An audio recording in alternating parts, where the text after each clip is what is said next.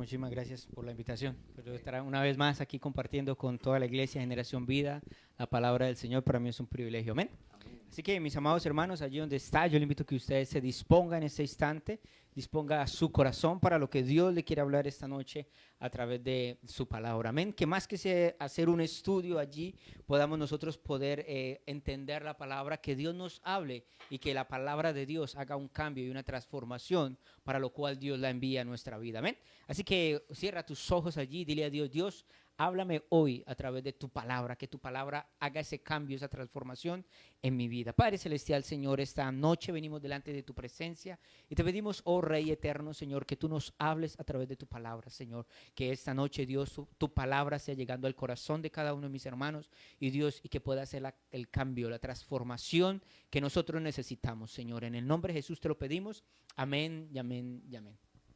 Mis amados hermanos, ya hoy entramos en el estudio del capítulo 21, ya estamos terminando, ya el penúltimo capítulo, con el favor del Señor, mañana el capítulo 22, y ya en este texto ya Dios, si miramos hasta el capítulo 19, es el trato de Dios con el hombre, ya ahí termina y empieza lo que es, entramos en lo que es la eternidad, lo que Dios tiene preparado para nosotros, con lo que es capítulo 21 y capítulo 22 nos está hablando, nos abre el panorama de lo que Dios tiene para nuestras vidas, amén. Y es interesante porque el Señor Jesucristo, cuando habla en Mateo 24 y empieza a hablar sobre las cosas que van a suceder, todas las profecías que se van a cumplir, y dice el Señor, y después de todas estas cosas vendrá el fin. Y a veces nosotros cuando leemos o escuchamos sobre Apocalipsis nos da miedo, nos da temor porque decimos viene el fin y ahí se va a terminar todo. Y entonces me llama la atención porque estaba mirando un poco y allí la palabra que utiliza tiene dos connotaciones o dos significados. Uno, fin en el cual está terminando. Dice, después de eso vendrá el fin. Vendrá el momento en el que termina. Va a concluir lo que es la maldad. Va a concluir el pecado. Va a concluir este mundo en pecado, en decadencia que va en depravación.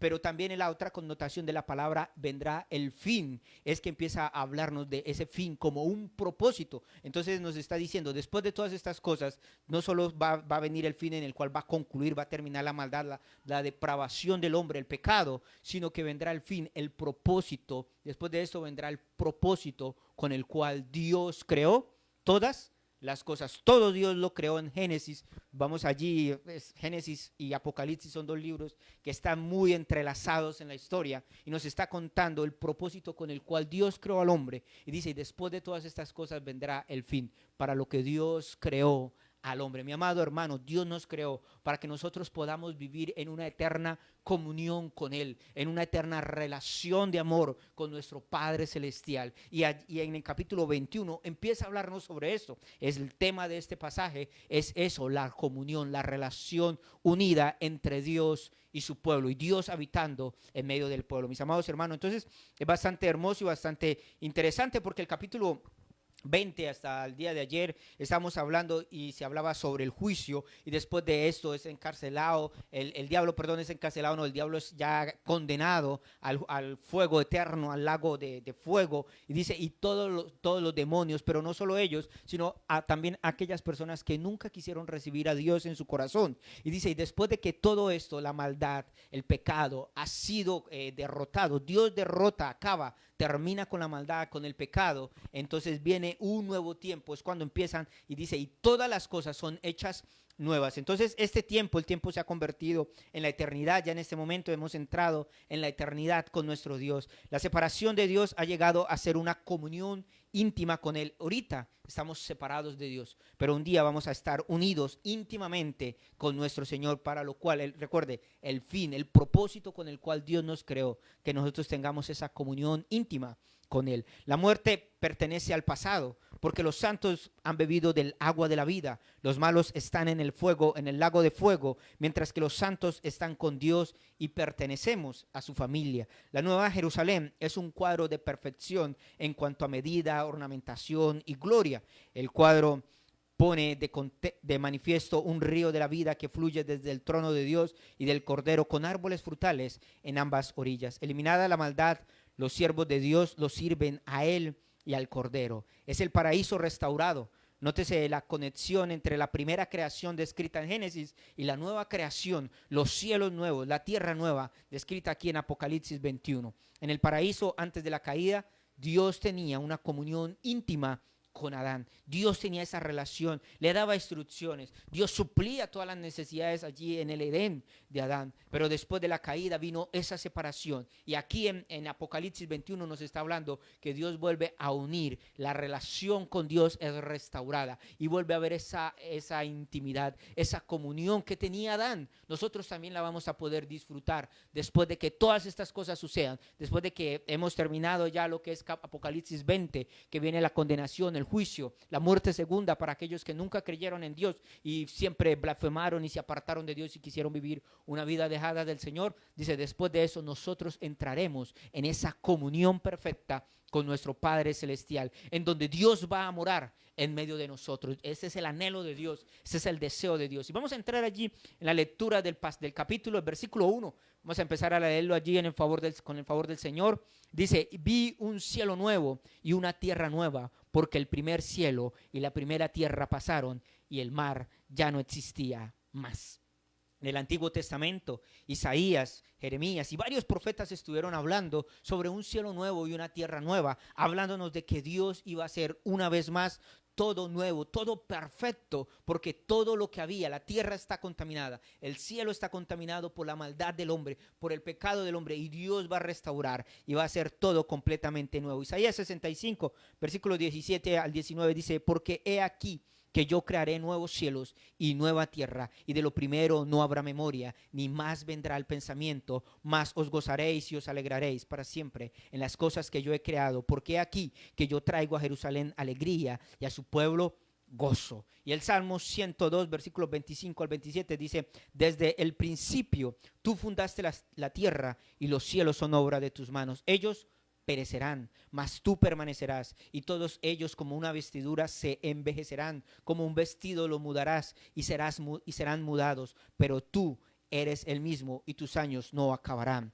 Y segunda carta del apóstol Pedro dice, esperando y apresurándoos para la venida del día de Dios, en el cual los cielos encendiéndose serán deshechos y los elementos siendo quemados se fundirán. Pero nosotros esperamos, según sus promesas, cielos nuevos y tierra nueva, en los cuales mora la justicia. Entonces, mis amados hermanos, lo que está sucediendo aquí en este capítulo 21, versículo 1, es el cumplimiento a estas profecías, en el cual Dios va a hacer un cielo nuevo y una tierra nueva, en el cual el Señor va a traer cosas nuevas. Dios va a volver al principio, al propósito con el cual Él creó todas las cosas que fueron hechas. Amén. En este capítulo vemos la historia del tiempo ha terminado, en el cual el tiempo tiene un límite, y ahora entramos en el tiempo de una eternidad. Aquí en este pasaje empezamos en la eternidad con nuestro Señor, con nuestro Padre amado, con nuestro Señor. El nuevo pacto surgió del antiguo pacto, el nuevo mandamiento surgió o salió del antiguo pacto, del Antiguo Testamento. Dice, pero la nueva Jerusalén tiene su raíz en la antigua Jerusalén. El nuevo hombre es una nueva transformación del viejo hombre, y el cielo nuevo y la tierra nueva se basan en los anteriores. Dios ha preparado todo y Dios todo lo creó con un diseño, pero el hombre lo ha dañado y lo ha contaminado. El mar ya no existía más, dice el versículo final. La última parte del versículo 1 dice, el mar ya no existía más. Recuerde, en Apocalipsis, si hemos mirado allí, el mar representa lo que nos está representando, el lugar de la bestia. Dice, de allí vino la bestia, es la fuente satánica, y el mar no nos está hablando del mar como tal, sino una forma simbólica, hablando del lugar de los muertos, hablando del lugar de la bestia, hablando de ese lugar de separación. El mar aquí está asociado con los paganos, con los malos, con aquellas personas que han estado y han vivido en contra de Dios, pero dice, ya no existía más, ya no están más, porque han sido arrojados al lago de fuego. Amén. Y vamos a mirar allí, versículo 2, vamos a leer del versículo 2 hasta el 4, dice, la nueva Jerusalén que vemos allí, dice, y yo, Juan, vi la santa ciudad, la nueva Jerusalén descender del cielo de Dios, dispuesta como una esposa ataviada para su marido, y oí una gran voz del cielo que decía, he aquí el tabernáculo de Dios con los hombres, y él mora con ellos. Él morará con ellos y ellos serán su pueblo y Dios mismo estará con ellos como su Dios. Enjuagará a Dios toda lágrima de los ojos de ellos y ya no habrá muerte, ni habrá más llanto, ni clamor, ni dolor, porque las primeras cosas pasaron. La ciudad santa, la nueva Jerusalén, esta es la Jerusalén de la esperanza. Hebreos 12:22 nos dice, sino que os habéis acercado al monte de Sión, a la ciudad del Dios vivo, Jerusalén, la celestial, a la compañía de muchos millares de ángeles. Y Gálatas capítulo 4 versículos 22 y 26 dice, porque Agar es el monte Sinaí en Arabia y corresponde a la ciudad, a la Jerusalén actual, pues esta junto con sus hijos está en esclavitud, mas la Jerusalén de arriba, la cual es madre de todos, es libre. Y en Filipenses 3:20 nos habla de esta nueva Jerusalén también. Nos dice, mas nuestra ciudadanía está en los cielos, de donde también esperamos al Salvador, al Señor Jesucristo. Y Hebreos 11:10 dice, porque esperaba, hablando de Abraham, nos dice, porque esperaba la ciudad que tiene fundamentos, cuyo arquitecto y constructor es Dios. Mis amados hermanos, todo esto nos está hablando del cumplimiento de la palabra, en el cual Dios estaba hablando de que iba a haber una Jerusalén celestial, una Jerusalén que iba a descender del cielo, y una vez más el cumplimiento de la palabra, en el cual nos está hablando que Dios es un Dios fiel, que cumple cada una de sus promesas. Todas las promesas de Dios son verdaderas, son en el sí, son en el amén. Dios cumple cada una de sus palabras. Los términos aquí, santa y nueva, son característicos, algo que distingue a esta ciudad. ¿Y por qué es distinta a la terrenal? Porque nos está hablando de que esta Jerusalén viene de una Jerusalén restaurada, redimida, pero no solo eso, sino que nos está hablando de que es una ciudad santa, porque es una ciudad pura, es una ciudad sin pecado, es una comunidad de justos. Nos está hablando, cuando dice esta ciudad santa, esta nueva y santa ciudad Jerusalén, nos está hablando sobre esto, nos está hablando de una comunidad, de una comunión perfecta del pueblo de Dios. El hombre jamás ha conocido una comunidad que no esté marcada por el pecado. Nunca la hemos conocido. Y aquí, en la Nueva Jerusalén, tenemos algo totalmente único, una santa ciudad sin pecado, pura, pura, sin mancha, completamente limpia. Los problemas se levantan cuando los creyentes, nosotros esperamos que esa comunidad se dé aquí. A veces nosotros esperamos tener una comunidad o una familia sin mancha, pura y todo eso, pero es imposible porque estamos en este cuerpo terrenal. El único momento en el cual vamos a tener una ciudad, una ciudadanía, una familia, una perfección, algo puro, sin mancha, será en ese lugar cuando Dios nos la dé, porque viene de Dios. Por eso dice, y Dios fue el que la trajo, Dios fue el que la dispuso, Dios fue el que la coloca, Dios es el que la trae, porque es obra de Dios esa santidad. Y nos dice que está dispuesta como una novia, como una esposa ataviada para su marido. Nos está hablando, aquí Juan utiliza, el apóstol Juan está utilizando la ilustración más impactante y más hermosa que uno puede pensar, de una novia preparada para su encuentro con su esposo en el altar. La cosa más bella que un hombre jamás puede ver es su esposa que camina por el pasillo, allí lista para encontrarse con él. Y Juan nos dice que así es la nueva Jerusalén, así será esta nueva ciudad que va a ser traída, creada por Dios, cuyo arquitecto es el Señor. Juan está utilizando aquí el término de ciudad santa en Apocalipsis, insinuando que la nueva Jerusalén es el lugar donde Dios mora con su pueblo. ¿Por qué la ciudad santa? Porque es el lugar donde Dios mora, Dios estará, Dios habitará con su pueblo. La nueva Jerusalén desciende del cielo desde Dios. El autor de Hebreos habla de una Jerusalén celestial, del monte de Sión, de la ciudad del Dios vivo. Esta ciudad proyecta permanencia, seguridad, belleza, plenitud. Se origina en el cielo y procede de Dios, a quien le place morar con su pueblo. En Apocalipsis el nombre de Jerusalén solo se encuentra en varias ocasiones, pero en este momento no está hablando de la capital del pueblo de Israel, sino que nos está hablando de una ciudad espiritual de Dios. Esta nueva Jerusalén estará llena del pueblo de Dios, desciende del cielo a la tierra, con lo cual el cielo y la tierra se convierten en una sola cosa, para describir la comunión íntima de Dios con su pueblo. Y Juan utiliza la metáfora de boda, en las cuales una novia es preparada y adornada para su esposo. La persona que ha preparado y adornado a la esposa no puede ser ella misma. Es decir, la iglesia misma no puede prepararse, no puede presentarse, no puede arreglarse para presentarse delante del Señor, sino que es mismo Jesucristo quien nos purifica, quien nos limpia y quien nos presenta para presentarnos a Él. A Él mismo nos limpia, nos purifica para presentarnos a Él mismo sin mancha, sin arruga, sin tacha. El tabernáculo de Dios que nos habla allí, el texto nos está hablando de que en el tabernáculo de Dios morará Él con ellos. Nos está hablando y nos hace referencia al tabernáculo que levantó Moisés, que representaba la presencia de Dios en medio del pueblo. Y dice, y Él morará con ellos y ellos serán su pueblo. Alude a ese pasaje bien conocido en el cual Dios hablaba acerca de un pacto eterno con su pueblo, que dice, para siempre colocaré mi santuario en medio de ellos y habitaré entre ellos y yo seré su Dios y ellos serán mi pueblo. En Ezequiel capítulo 37 usted puede encontrar esta palabra y es un hilo conductor allí que nos va entrelazando toda la historia, en el cual nos está hablando desde mismo Génesis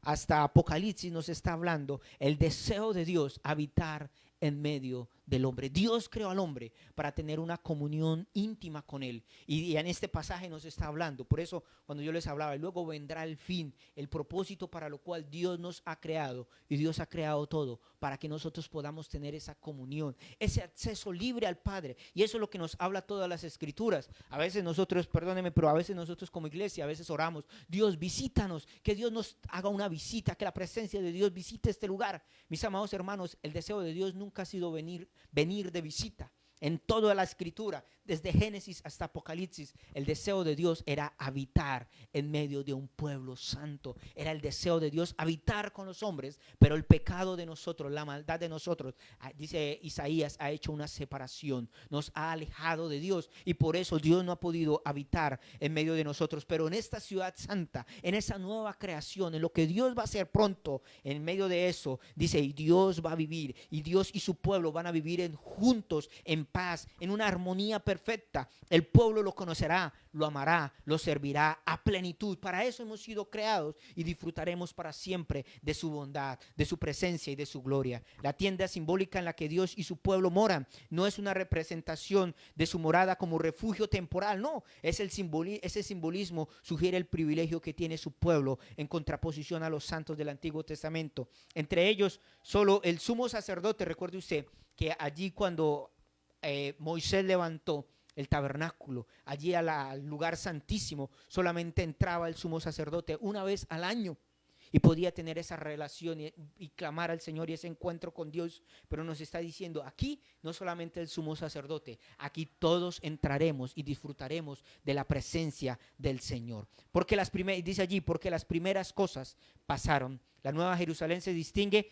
por lo que no tiene. Nos está diciendo esta nueva Jerusalén, la nueva, porque lo viejo ya pasó, ahora está lo nuevo. Y dice, en ella no hay lágrimas, no hay tristeza, no hay muerte, no hay dolor. Y luego se mostrará que la nueva Jerusalén no tiene templo, y no hay sacrificio, y no hay sol, y no hay luna, y no hay oscuridad, no hay pecado, no hay abominación. El hombre viene hacia el mundo con un llanto, y siempre aquí estamos en medio de ese tiempo, estamos en medio de dolor, en medio de incertidumbre, en medio de temor. Pero dice, en aquel tiempo ya no habrá muerte, ya no habrá llanto, toda lágrima, y dice, Dios enjuagará toda lágrima de los ojos de ellos. Y nos está hablando, y aquel texto en Isaías 25 que nos habla, el Señor omnipotente enjuagará las lágrimas de todo rostro, dice Isaías 25:8. Así como una madre, haciendo una comparación de una similitud, como una madre que inicia y empieza a limpiar las lágrimas de sus hijos porque están llorando, porque están sufriendo. Dice, así el Señor se acerca a nosotros, y en ese tiempo Dios quitará toda tristeza. Nos está diciendo, Dios quitará toda tristeza, todo llanto, todo lo que hemos sufrido y todo lo que hemos pasado. El Señor traerá esa limpieza, y el Señor quitará todo eso, y ya no habrá más muerte. ¿Por qué ya no habrá muerte? Hasta el momento y hasta ese tiempo va a reinar la muerte. La muerte es soberana, la muerte está allí, y la muerte es causa de por qué está allí, o por qué ha llegado la muerte, por qué ha llegado el pecado, por qué ha llegado la muerte, la enfermedad, las circunstancias, las pandemias, la pandemia como la que estamos viviendo hoy en día. ¿Por qué ha llegado todo esto? A causa de la maldad, a causa del pecado. Recuerde cuando Dios le dijo a Adán, si tú comes del árbol, de ese árbol del bien y el mal, morirás. Y aunque no murió instantáneamente, entró la muerte, entró el pecado. Con el pecado pecado, entró la muerte, entró la enfermedad, entró el dolor, entró el llanto, y hasta hoy en día estamos sufriendo todo esto, y hasta cuando no el Señor envía a Satanás al lago de fuego, y a todos los pecadores, a todas aquellas personas que no han querido conocer al Señor, acercarse a Dios, mis amados hermanos, en aquel momento la muerte ya no reinará más, ya no tendremos ese temor, ya no habrá esa situación, porque entonces Dios quitará todo eso y ya no habrá nada de dolor, ya no habrá tristeza, ya no habrá llanto, sino que Dios empieza, y dice allí, Dios limpia nuestras lágrimas, el Señor es nuestro socorro, el Señor es aquel que viene en nuestra ayuda, en nuestro auxilio, el Señor es ese, y no solo en aquel momento, sino también hoy en día. Tú dirás, pero en ese momento, pero hoy yo estoy sufriendo por esto, estoy sufriendo por enfermedad, pero hoy en día, si nosotros corremos al Señor, el Señor nos recibe en sus brazos, y dice la palabra que Él no deja ninguna lágrima, sino que Él recoge todas nuestras lágrimas, y dice la palabra que las tiene guardadas, todas nuestras lágrimas, porque Él ve nuestro dolor, nuestro sufrimiento, y dice la palabra que Él se conduele, que Él sufre con nosotros, por eso Él viene a consolarnos, por eso la palabra es clara, y un día el Señor quitará todo ese dolor por completo. Amén. Vamos allí en versículo 5. Dice, y él, el que está sentado en el trono, dijo, aquí yo hago todas las cosas nuevas. Y me dijo, escribe, porque estas palabras son fieles y son verdaderas. El que está sentado en el trono está haciendo alusión, o nos está hablando de que Dios mismo es el que está hablando estas palabras. Y mire lo que está diciendo, y escribe porque esto es verdadero, esto es fiel, esto es algo clave. Y por eso la alusión a todo el Antiguo Testamento y el Nuevo Testamento, recordando esas palabras y esas promesas que Dios ha dado, porque las palabras de Dios son fieles y son verdaderas, y en este momento Dios está dando cumplimiento, y Él es el que está dando la palabra. Y cuando Dios da una palabra para nosotros, cuando Dios ha dado una palabra para nuestra vida, Él la cumple, y Él dice, he aquí yo hago todas las cosas nuevas. Pablo vio esta obra de transformación en este lado de la eternidad. Dice, por tanto no desmayamos. Antes, aunque nuestro hombre exterior se va desgastando, el interior no obstante se renueva de día en día. Y dice, de modo que si alguno está en Cristo, nueva criatura es, y las cosas viejas pasaron, y aquí todas son hechas nuevas. Mis amados hermanos, nos está hablando cómo Dios hace todo nuevo, y Dios trae ese cambio, esa transformación. El Señor ha preparado, y el Señor ya ha descrito todas las cosas que Él va a hacer. Dice, y he aquí yo hago. El Señor ya dio la orden, el Señor ya está preparado para obrar en medio de nosotros. Vamos al versículo 6 y al versículo 8. Dice, y me dijo, hecho está, yo soy el alfa y la omega, el principio y el fin. Al que tuviere sed, yo le daré gratuitamente de la fuente de agua de la vida. El que venciere heredará todas las cosas, y yo seré su Dios, y él será mi hijo. Pero los cobardes e incrédulos, los abominables y homicidas, los fornicarios y hechiceros, los idólatras y todos los mentirosos tendrán su parte en el lago que arde con fuego y azufre, que es la muerte segunda. Esto ya lo vimos en el pasaje anterior, en el capítulo el capítulo de ayer, como todas estas personas no estaban escritos en el libro de la vida y fueron lanzados. ¿Quiénes? Todos los que cometen esta serie de pecados. Y nos está hablando algo clave, y nos está hablando algo interesante, y es que para Dios existen dos tipos de personas: los creyentes y los no creyentes, los que creen en Él, los que viven conforme al corazón de Dios, y los que no, los que viven de una forma apartada del Señor. Y este texto nos está hablando eso, y esta clase de personas, estos dos tipos de personas, los creyentes y los no creyentes, nos está hablando de que cada uno tiene su propio estilo de vida aquí en la tierra. Cada uno vive de acuerdo. El que cree en Dios vive de acuerdo a la palabra del Señor, y los no creyentes son aquellos que viven en medio del pecado, que viven cometiendo toda esta serie de pecados que nos empieza a mencionar allí el versículo. Y todo eso nos definen o nos dan dos estilos de vida y dos destinos diferentes de acuerdo a la vida que cada uno eligió. Mientras los creyentes van a la vida eterna, los incrédulos, los que no creen en el Señor, los que han vivido en medio del pecado, irán a la muerte segunda, que es el lago de fuego. Siempre Dios nos pone a elegir. Tú eres quien elige, tú eres quien decide a dónde quieres ir. Y el texto allí empieza diciendo en los versículos que hemos leído, dice, hecho está. El propósito de Dios en Jesús ahora está cumplido, ha sido cumplido, de reunir todas las cosas en Cristo, en la dispensación del cumplimiento de todos los tiempos, así las que están en los cielos como las que están en la tierra, hasta el punto de que todas las cosas han sido resumidas o consumadas, como dijo el Señor Jesucristo, consumado es, hecho está. Y es allí donde empieza a hablarnos sobre todo esto. La palabra es que empieza a decir yo soy, se refiere a Dios. Dice, empieza él diciendo yo soy el alfa y el omega, el principio y el fin. Empieza allí con la frase yo soy, que es la misma palabra que el Señor le da a Moisés cuando se le presenta allí en la zarza. Le dice yo soy. Cuando te pregunten, diles yo soy el que es el que me envió. Y él se presenta allí en toda la palabra. Y en Apocalipsis él se presenta como yo soy el alfa y el omega, el principio y el fin, el primero y el último. Y el Señor Jesucristo en Apocalipsis también se presenta de la misma manera, diciendo cómo los dos cumplen esa misma función, cómo los dos tienen la misma autoridad, cómo los dos son igual de importancia y los dos tienen la misma capacidad. Y me llama la atención porque dice, al que tuviere sed, yo le daré gratuitamente de la fuente del agua de la vida. Qué hermoso, mis amados, que Dios ofrece el agua de la vida de una forma gratuita, un agua de vida eterna. Y todo el que está sediento puede ir a él, y él lo pone a disposición sin ningún costo. Esto resulta evidente en las palabras que Jesús le dijo a la mujer samaritana, cuando le dijo, todo el que bebiere del agua que hay en mí, del agua que yo doy, dice, de él tomará de esa agua y no tendrá sed jamás. Antes de su interior correrán ríos de agua viva, hablando de esta agua. Y en el Antiguo Testamento se interpreta o se lee el agua en un sentido espiritual como un don gratuito de Dios. Por ejemplo, en Isaías 51, Dios la ofrece sin pago, y este es un don gratuito que procede directamente de la fuente de la vida, a saber, de Dios mismo. El beber y la sed son ilustraciones comunes de la provisión de Dios y de la necesidad espiritual del hombre. Cuando habla todo el que tiene sed, venga a mí a tomar agua, está hablando todo aquel que reconoce que necesita de Dios y necesita una palabra del Señor. Y dice, el que venciere heredará todas estas cosas. Nos está hablando de que nosotros tenemos que asumir y estar dispuestos a dar nuestra vida, a vencer el enemigo, a vencer las tentaciones, a vencer las dificultades, para mantenernos firmes y fieles a Dios. Y entonces podremos heredar todas las cosas. Y el apóstol Pablo nos habla de que somos herederos en Cristo, aquellos que hemos creído, aquellos que basamos nuestra vida, que creemos en el Señor. Pero también, como nos dice allí, hay algunas personas, dice, que no entrarán, lo que hablábamos ahorita, esa división de personas, los que van a entrar y los que no van a entrar. Y Dios en medio, desde el principio, desde Adán, desde Génesis, Dios ha querido habitar en medio de nosotros,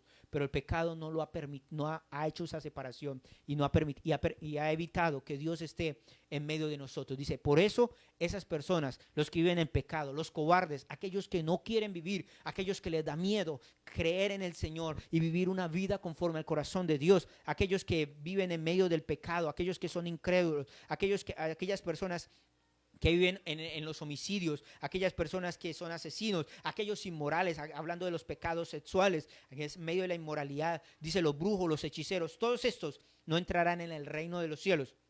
Nos está hablando que todas estas personas no podrán estar, porque va a ser un lugar, recuerde la ciudad como es, una ciudad santa, en donde lo único que va a haber es la santidad de Dios, es la presencia del Señor, y es el único lugar donde nosotros podremos estar con nuestro Señor y lo podremos ver y lo conoceremos cara a cara. Dice el apóstol, por ahora vemos como a un espejo, vemos como si tuviéramos la cara cubierta, no le podemos ver claramente, pero un día le veremos a Él cara a cara y le conoceremos. Y esa es nuestra esperanza, poder ver al Señor, poder tener ese encuentro con nuestro Dios. Versículos 9 y 10 dice, vino entonces a mí uno de los 7 ángeles que tenía las 7 copas llenas de las 7 plagas postreras, y habló conmigo diciendo, ven acá, yo te mostraré la desposada, la esposa del Cordero. Y me llevó en el espíritu a un monte grande y alto, y me mostró la gran ciudad santa de Jerusalén, que descendía del cielo. Y entonces allí nos está hablando de aquella ciudad. Entonces otra vez en este momento empieza a hablar, y estaba hablando de quiénes iban a entrar y quiénes no, y empieza a mostrarle la gloria de la ciudad. Pero la gloria de la ciudad no estaba en todo lo que la ciudad tenía, sino que Dios mismo residía allí, y la gloria de Dios estaba establecida en esta ciudad. Eso es lo que está hablando. Y dice allí la desposada, la esposa del Cordero, y habla de la esposa del Cordero, nos habla de la esposada, y está haciendo alusión a la iglesia, y nos está diciendo, y Jerusalén está representando a la iglesia que viene a su encuentro con el Señor. Versículos 11 al 14 dice, teniendo la gloria de Dios, y su fulgor era semejante al de una piedra preciosísima, como piedra de jaspe, diafama como el cristal, tenía un muro grande y alto con 12 puertas y en las 12 puertas 12 ángeles y nombres inscritos que son los de las 12 tribus de los hijos de Israel. Al oriente 3 puertas, al norte 3 puertas, al sur 3 puertas, al occidente 3 puertas. Y el muro de la ciudad tenía 12 cimientos y sobre ellos los 12 nombres de los 12 apóstoles del Cordero. La descripción de la ciudad aquí santa nos hace referencia, o se encuentra también la profecía de Ezequiel, donde el profeta presenta un cuadro de Jerusalén con murallas, con puertas y todo, allí en Ezequiel capítulo 40 y capítulo 48, aunque las medidas que da Ezequiel y las medidas que están acá son diferentes, no son iguales, pero nos está demostrando esa ciudad que Dios una vez más va a traer, y nos habla del fulgor que era semejante al de una piedra preciosísima. Juan está impresionado. Primera, la impresión que tiene allí por la gloria de la ciudad, pero ella, no la gloria en sí de la ciudad por las cosas que tiene, o por los lujos, o por las piedras preciosas, sino porque la gloria de Dios está allí, en cada una de ellas, en cada lugar de la ciudad está la presencia del Señor. Y nos habla de que tenía un muro alto y grande. El muro antiguamente, o en medio de ese pueblo antiguo, representaba la muralla, representaba seguridad para el pueblo, y nos está hablando, aunque en ese momento, bueno, en ese tiempo ya no van a haber enemigos, ya no va a haber gente que venga a atacar a la ciudad, pero nos está hablando de que lo que Dios tiene para nosotros es algo seguro, algo en lo cual nosotros podemos descansar con completa seguridad. Hoy en día no podemos descansar seguros, tenemos miedo, tenemos temor, hay preocupaciones, hay cosas, pero en la presencia de Dios podremos descansar completamente, porque hay una completa seguridad. Y dice que tenía 12 puertas y en ellos los nombres inscritos, que son los de las 12 tribus de Israel. Los nombres de la tribu de Israel en las puertas comunica la unidad y la herencia que el pueblo de Dios tiene con Israel. Dios nunca olvidará a las 12 tribus de Israel, aún hacia la eternidad. Al oriente empieza allí a mostrarnos las puertas, y eso nos hace alusión a la distribución que tenía en el Antiguo Testamento, en Números, cuando el pueblo estaba dividido en el campamento y vagaba por el desierto. Había una distribución en las cuales 3 tribus a un lado, 3 tribus al otro, y así en las 4 áreas, cubriendo cada una de ellas. Y en el Antiguo Testamento, y Ezequiel, y el profeta Ezequiel, cuando ve toda esta ciudad y ve todo este esplendor, él ve las 12 puertas, él ve las 12 lugares, y él ve las 12 tribus, y él empieza a decir: al norte va a estar Rubén, Judá, Leví, al este va a estar José, Benjamín y Dan. Y así él empieza a nombrar cada una de estas ciudades en Ezequiel capítulo 48. Tú lo puedes ver allí en tu casa.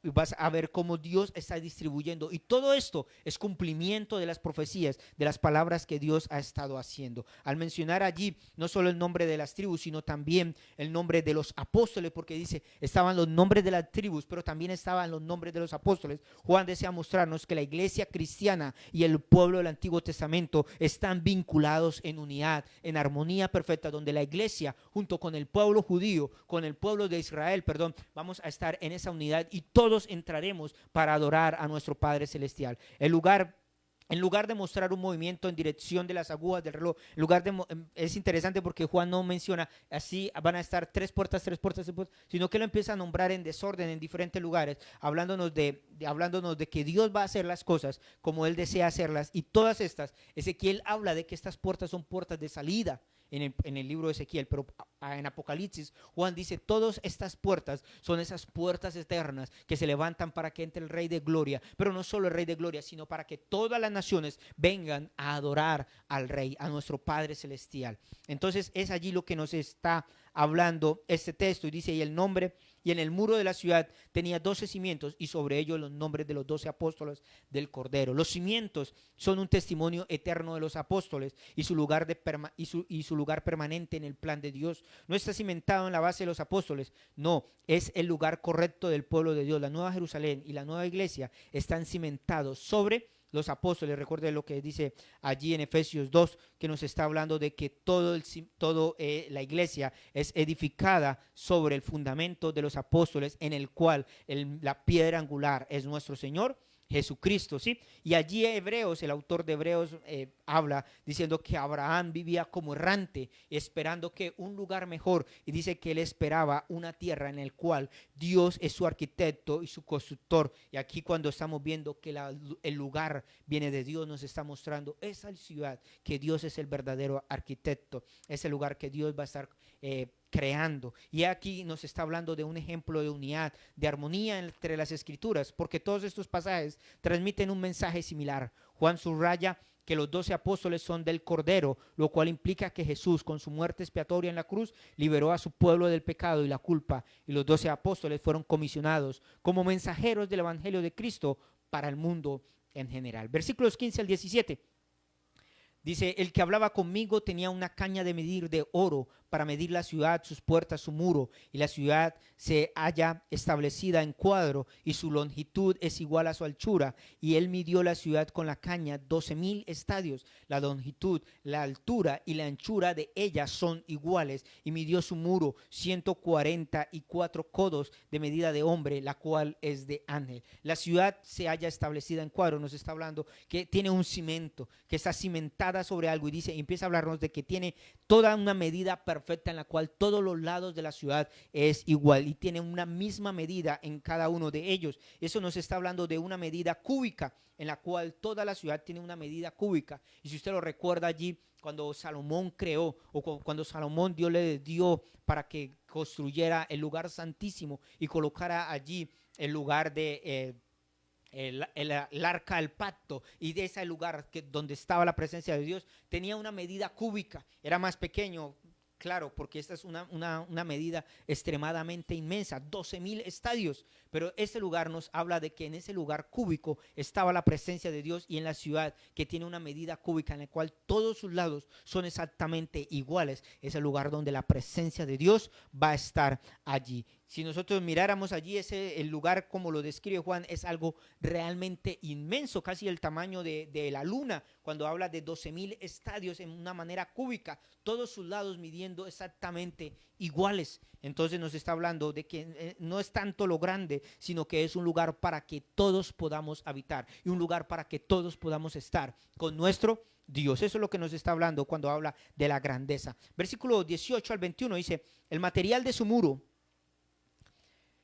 era de jaspe, pero la ciudad era de oro puro, semejante al vidrio limpio, y los cimientos del muro de la ciudad estaban adornados con toda piedra preciosa. El primer cimiento era jaspe, el segundo zafiro, el tercero ágata, el cuarto esmeralda, el quinto ónice, el sexto cornalina, el séptimo crisólito, el octavo berilo, el noveno topacio, el décimo crisopraso, el undécimo jacinto, el duodécimo amastita. Las 12 piedras eran 12 perlas, y cada una de las puertas era una perla, y la calle de la ciudad era de oro puro, transparente como vidrio. Aquí el énfasis en el número de 12 tiene que ver tanto con las 12 piedras de los cimientos como con las 12 piedras preciosas, que son un recordatorio.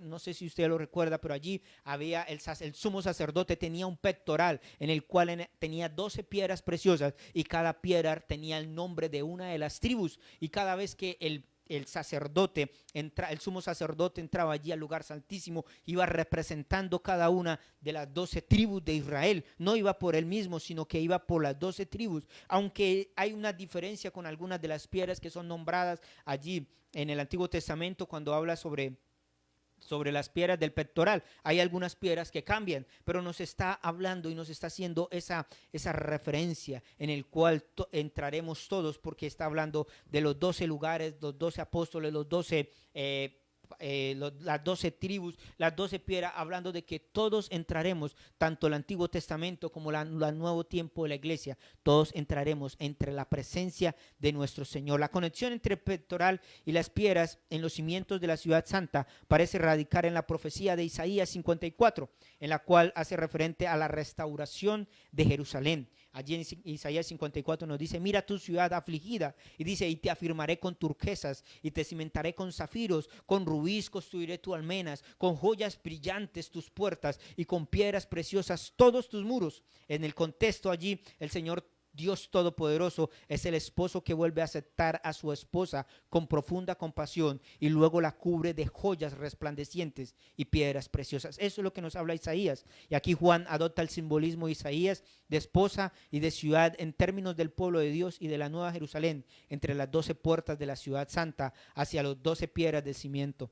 Cada una de ellas está escrito el nombre de uno de los 12 apóstoles. El embellecimiento de esos cimientos con 12 clases de piedras no es tanto en una referencia al esplendor y la riqueza de la ciudad santa, sino que nos está hablando de la gloria y de la santidad de nuestro Dios. Todo esto, el oro y todas estas cosas preciosas, nos está hablando de la deidad, de nuestro Padre Celestial, de nuestro Dios, de nuestro Señor Jesucristo. El uso de Juan aquí de todos estos materiales nos está hablando de eso, del gran valor. No solo nos está hablando de Dios, sino que también nos está hablando del gran valor que nosotros tenemos para Dios, cómo nosotros somos valiosos y cómo Dios nos adorna. Por eso dice que como novia es ataviada, es arreglada, es preparada con joyas preciosas. Así el Señor nos arregla para encontrarnos con Él.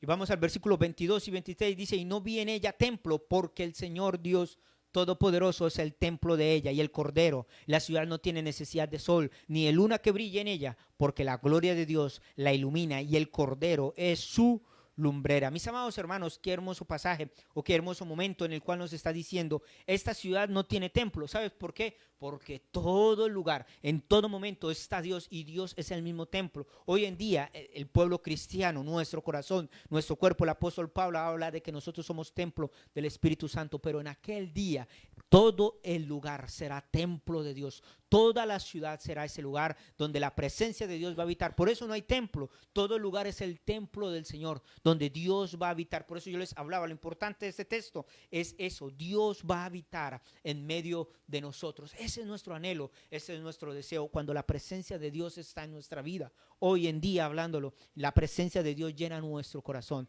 Mis amados hermanos, hay algo diferente en nosotros. Somos transformados, somos cambiados, somos renovados, somos hechos nuevos, somos hechos conforme al corazón de Dios. Entonces, en aquel tiempo ya no habrá ese dolor, ya no habrá ese sufrimiento, sino que antes al contrario, dice, y el Señor mismo será su lumbrera. Ya no habrá sol, ya no habrá necesidad de todo esto. Y dice, porque la presencia de Dios llenará todo el lugar. La presencia de nuestro Dios va a llenar todo el lugar. Y por eso la palabra en Apocalipsis 1, cuando nos hablaba que es como Él brilla como el sol, su presencia nos está hablando de su gloria, nos está hablando de cómo el Señor llena todo lugar.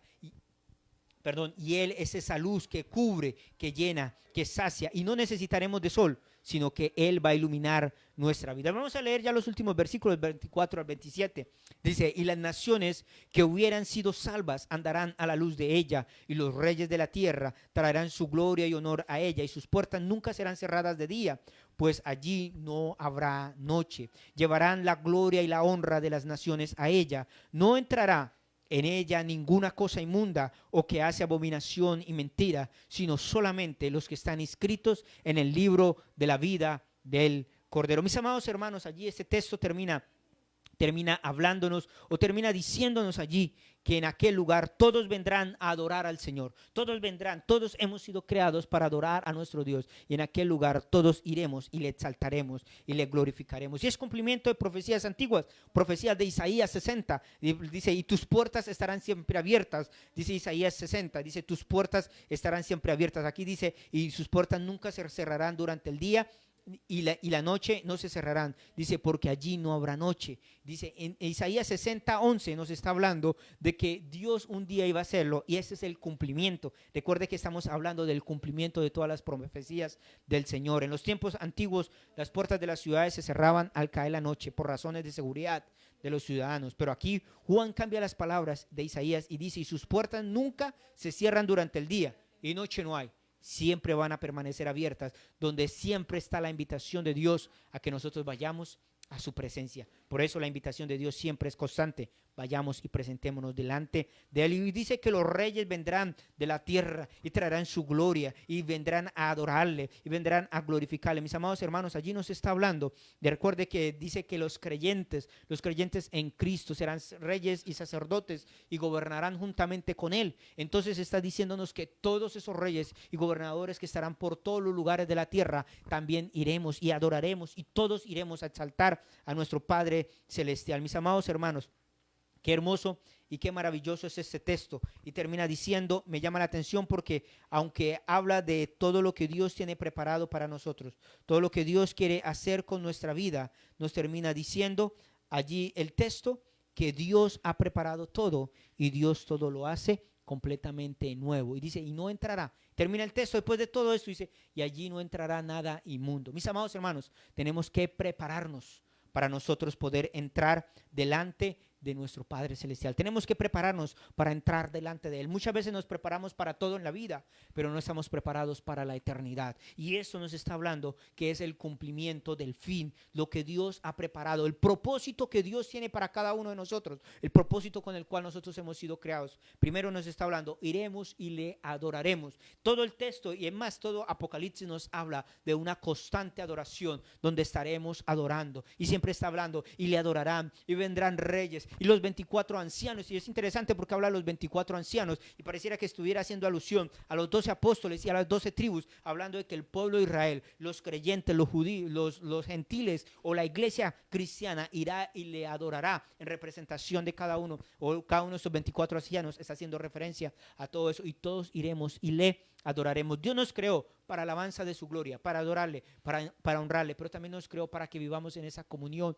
perfecta e íntima con Él. Y este momento, este pasaje nos está hablando que un día disfrutaremos de una eternidad con Él, pero tenemos que estar preparados. Por eso, en dos momentos claves, dice, esta ciudad es santa y ningún pecado va a entrar. Aunque el capítulo anterior ha terminado y Dios ya ha condenado el pecado y todo está terminado. Cuando empieza a hablar esto, Juan empieza a ver esa ciudad santa, empieza a ver esto y empieza a recordar. Recuerden que allí ningún pecador podrá entrar. Recuerden que allí no podremos entrar si estamos contaminados, si hay algo inmundo en nosotros. Y ese es el tiempo en el cual nosotros tenemos que purificarnos, que limpiarnos para poder presentarnos delante de nuestro Padre Celestial. Así que, mi amado hermano, el deseo de Dios es que nosotros podamos estar con Él en su presencia, pero el deseo de Dios también es que para nosotros poder entrar ante su presencia no haya ninguna cosa inmunda. No es algo de nosotros, por eso la ciudad santa viene de Dios.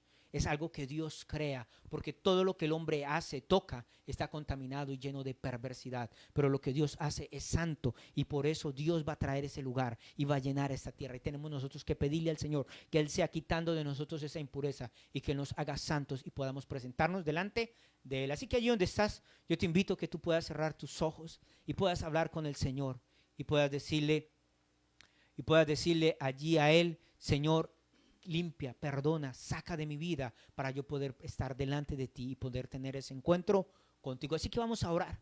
Padre amado, Señor, esta noche venimos delante de tu presencia. Gracias, Señor, porque una vez más podemos ver el deseo tuyo de habitar con nosotros. Tu anhelo y tu deseo de poder habitar en medio del hombre, poder habitar en medio de nuestras familias. Tú no quieres estar lejos de nosotros. Por eso viniste un día y por eso el texto siempre habla del Cordero, el Cordero, aquel que vino a morir para que nosotros pudiéramos tener acceso a la presencia del Señor, para que nosotros pudiéramos acercarnos a ti, Señor. Hoy te damos gracias por eso, Señor, pero también venimos delante tuyo a pedirte perdón y a pedir, Dios, que tú limpies, que tú purifiques, que tú saques de nosotros todo aquello que está contaminado, todo aquello que está herido, todo aquello, Señor, que ha dañado nuestra vida, Padre Celestial. Venimos delante de tu presencia, Señor, a pedir que tú limpies, purifiques, santes, saques todo de nosotros, Señor, y podamos estar contigo, Dios, porque nuestro anhelo es también encontrarnos contigo en esta ciudad santa, es poder estar contigo en este lugar, disfrutando de tu presencia, disfrutando de tu deleite, Señor, Padre Celestial, donde no habrá muerte, donde no habrá dolor, donde no habrá amargura, Señor, donde todos los trabajos que tenemos que pasar aquí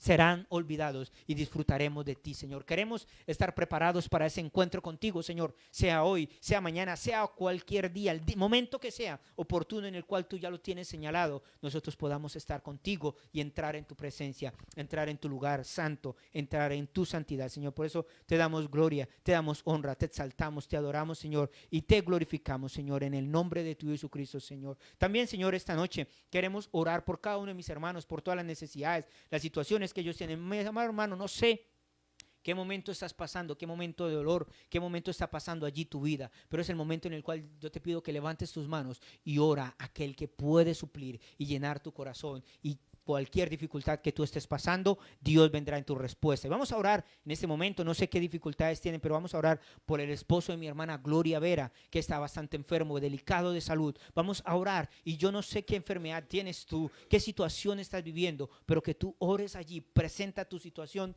delante de Dios. Padre amado Señor, esta noche vengo delante de ti y oro por cada uno de mis hermanos que esta noche están conectados a este tiempo, a este altar, Señor. Oro por cada familia. Tú conoces las dificultades, tú conoces las necesidades, Señor. Oramos por el esposo de mi hermana Gloria que está enfermo. Ahora en el nombre de Jesús, Señor, declaramos salud, declaramos que tú le restauras, declaramos que tú le sanas, que tú eres nuestro Jehová Rafa, nuestro sanador, Padre celestial. Clamamos a ti que tú seas sanándolo completamente, Padre amado, Señor. Y oro por cada dificultad. Dios, sé que hay personas que están allí conectados a este tiempo, que están enfermos. Oramos sanidad ahora en el nombre de Jesús. Hay muchos que tienen dificultades, que tienen problemas, que tienen situaciones difíciles dentro del hogar. Señor, oramos por restauración en las familias, oramos por sanidad en cada uno de ellos, Señor. En el nombre poderoso de tu Jesucristo declaramos tu gracia, tu paz, tu amor, tu bendición a cada hogar, a cada familia, Padre celestial. En el nombre de tu Jesucristo te damos gracias, Señor. Amén y amén y amén.